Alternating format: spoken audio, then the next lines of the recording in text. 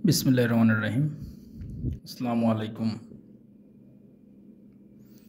সুপ্রিয় এসএসসি ভর্তি ইচ্ছুক শিক্ষার্থীদেরকে আজকের এই ভিডিওতে স্বাগতম।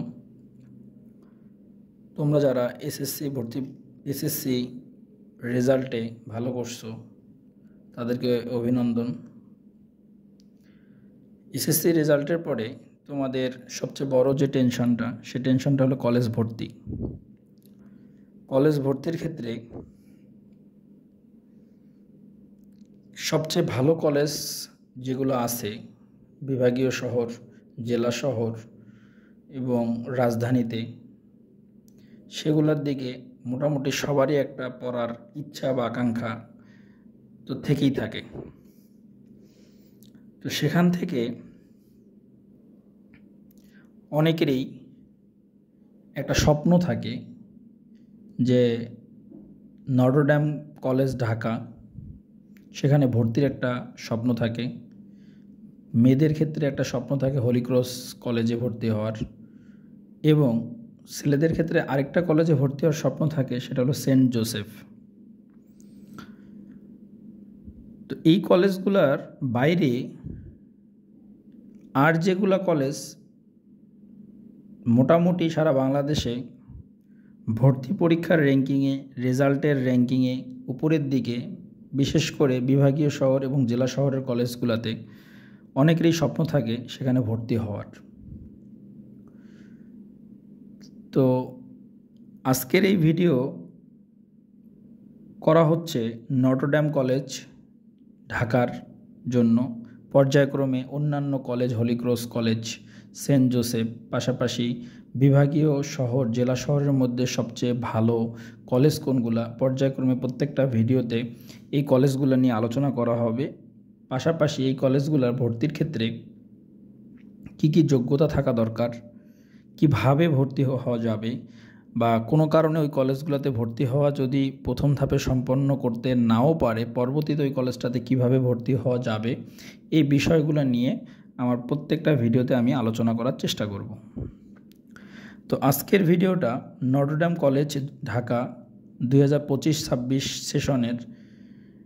তো এই ভিডিওতে আমরা নটরডেম কলেজের প্রয়োজনীয় তথ্যগুলো দেখব, যে প্রয়োজনীয় তথ্যগুলা যেগুলো লাগবে সাধারণত, যেগুলা খুবই দরকার, কারা কারা পরীক্ষা দিব, কিভাবে পরীক্ষাটা অনুষ্ঠিত হবে, কোন বিষয়গুলোর উপর অনুষ্ঠিত হবে এবং যোগ্যতায় বা কী থাকতে হবে, এই বিষয়গুলো নিয়ে আমরা এই ভিডিওতে বিস্তারিত আলোচনা করার চেষ্টা করব। তো প্রথমেই যে বিষয়টা নিয়ে আলোচনা করা দরকার সেটা হলো Notre Dame college, Holy Cross college, Saint Joseph college, Saint Gregory, এই চারটা কলেজ বাংলাদেশে ভর্তি পরীক্ষা নিয়ে তাদের ভর্তি সম্পন্ন করে। অন্যান্যগুলোর ক্ষেত্রে রেজাল্টের মাধ্যমে ভর্তি হয়, এটা মোটামুটি তোমরা সবাই জানো। তো নটরডেম কলেজ আবেদনের ক্ষেত্রে ভর্তির যোগ্যতা সম্বন্ধে জানতে হবে। বিজ্ঞান বিভাগ দুইটা ভার্সনেই আছে, বাংলা ভার্সন এবং ইংলিশ ভার্সন, দুইটা ভার্সনে আছে। কিন্তু বিজ্ঞান বিভাগের ক্ষেত্রে অবশ্যই আমাদের ম্যান্ডেটরি কি উচ্চতর গণিত থাকতে হবে। উচ্চতর গণিত যাদের নাই, বিজ্ঞান বিভাগ থেকে যারা A+ পাইছে বাট উচ্চতর গণিত নাই, তাদের ক্ষেত্রে আমাদের এই নটরডেম কলেজে তারা ভর্তি হতে পারবে না। তার মানে নটরডেম কলেজ তাদের ভর্তির আবেদনে অযোগ্য বলে বিবেচিত হবে। তার মানে বিজ্ঞান বিভাগের ক্ষেত্রে বাংলা, ইংলিশ ভার্সন, উচ্চতর গণিত অবশ্যই থাকতে হবে, পাশাপাশি GPA 5 থাকতে হবে, তাহলে বিজ্ঞান বিভাগ থেকে সে আবেদন করতে পারবে। মানবিকের জন্য GPA 3 থাকতে হবে কমপক্ষে বা ন্যূনতম, তাহলে সে মানবিক বিভাগে আবেদন করতে পারবে। ব্যবসা শিক্ষা বিভাগে GPA থাকতে হবে 4 যদি থাকে তাহলে সে আবেদন করতে পারবে। বিভাগ পরিবর্তনের ক্ষেত্রে বিজ্ঞান থেকে যে স্টুডেন্টরা ব্যবসায়ী শিক্ষা বিভাগে যেতে চায় তার GPA থাকতে হবে 4.50। আর বিজ্ঞান ও ব্যবসায় শিক্ষা থেকে সে মানবিকে যেতে চায় তার ক্ষেত্রে থাকতে হবে GPA 3.5। এটা হলো বিভাগ পরিবর্তনের ক্ষেত্রে। তার মানে কোনো স্টুডেন্ট যদি বিজ্ঞান থেকে ব্যবসা শিক্ষায় যেতে চায় তার হলো GPA থাকতে হবে 4.50, আর বিজ্ঞান ব্যবসা শিক্ষা থেকে মানবিকে যদি যেতে চায় তাহলে তার থাকতে হবে 3.50। তবে এখানে একটা বিশেষ দ্রষ্টব্য আছে, সেটা হলো এসএসসিতে বাংলা ভার্সনের শিক্ষার্থী বা বাংলা মাধ্যমের শিক্ষার্থী ইংরেজি ভার্সনে আবেদন করতে পারবে না। তার মানে এসএসসিতে কেউ যদি বাংলা ভার্সন বা মাধ্যমে পড়ে থাকে তাহলে সেক্ষেত্রে সে ইংরেজি ভার্সনে আবেদনের জন্য অযোগ্য বলে বিবেচিত হবে। এরপরে গুরুত্বপূর্ণ যে জিনিসটা সেটা হলো আসন সংখ্যা।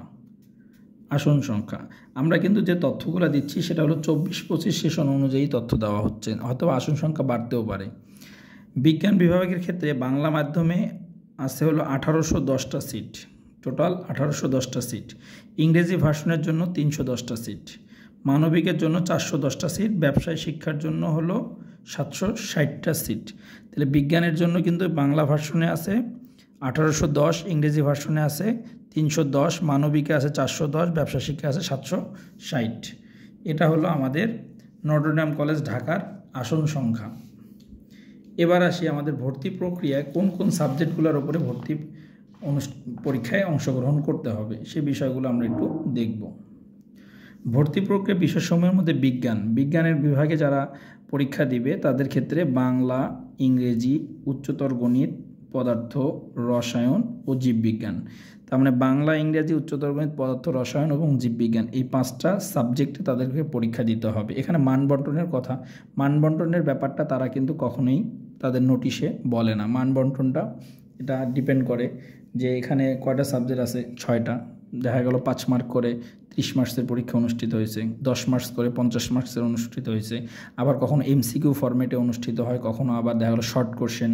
তার মানে এমসিকিউও কখনো হয়, আবার কখনো কিন্তু শর্ট কোশ্চেনও হয়।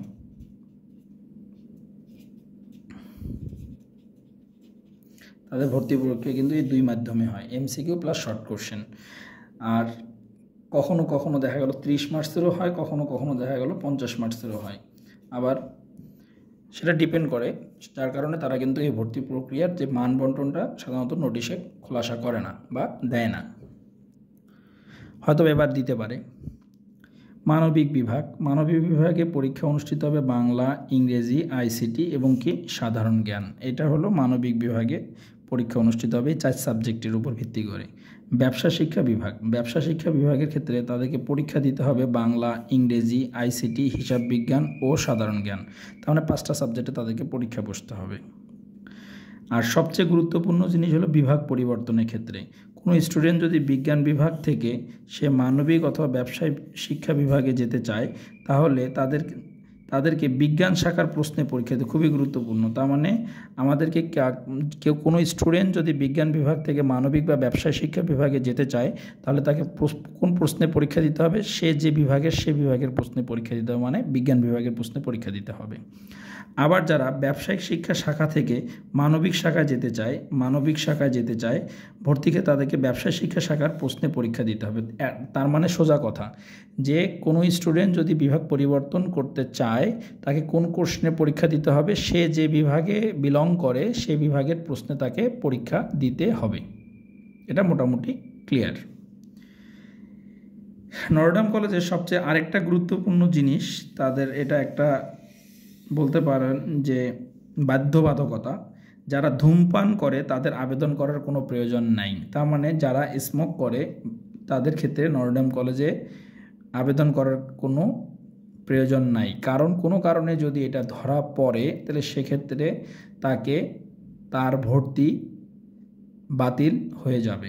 ভর্তি বাতিল হবে মানে কি, ধরুন ভর্তি হওয়ার পর ভর্তি বাতিল হয়ে গেল, তখন কিন্তু একটা হ্যারাসমেন্টের শিকার। হ্যারাসমেন্টটা কীরকম, যে ওই কলেজ থেকে অন্য কলেজে ট্রান্সফারও দিবে না, টোটালি কলেজ থেকে বের করে দিবে। তার মানে অন্য কলেজে একটা ভর্তি প্রক্রিয়া অনুষ্ঠিত করতে একটা সময় সাপেক্ষ ব্যাপার, একটা অভিভাবকদের হ্যারাসমেন্টের বিষয়, অনেক কিছুই থাকে। যার কারণে তারা একটা নোটিশ দিয়ে দিয়েছে যে যারা ধূমপান করে তাদের ক্ষেত্রে আবেদন করার কোনো প্রয়োজন নাই।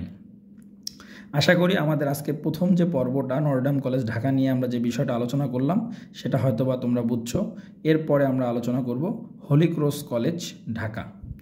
আর আরেকটা জিনিস না বললেই নয়, সেই জিনিসটা হলো তোমাদের এই কলেজ ভর্তির জন্য সবচেয়ে বেস্ট যদি কোনো বই থাকে সেই বইটা হবে নিহারিকা কলেজ ভর্তি গাইড। এই বইটা তোমরা অবশ্যই কালেক্ট করে নিবা। আল্লাহ হাফেজ।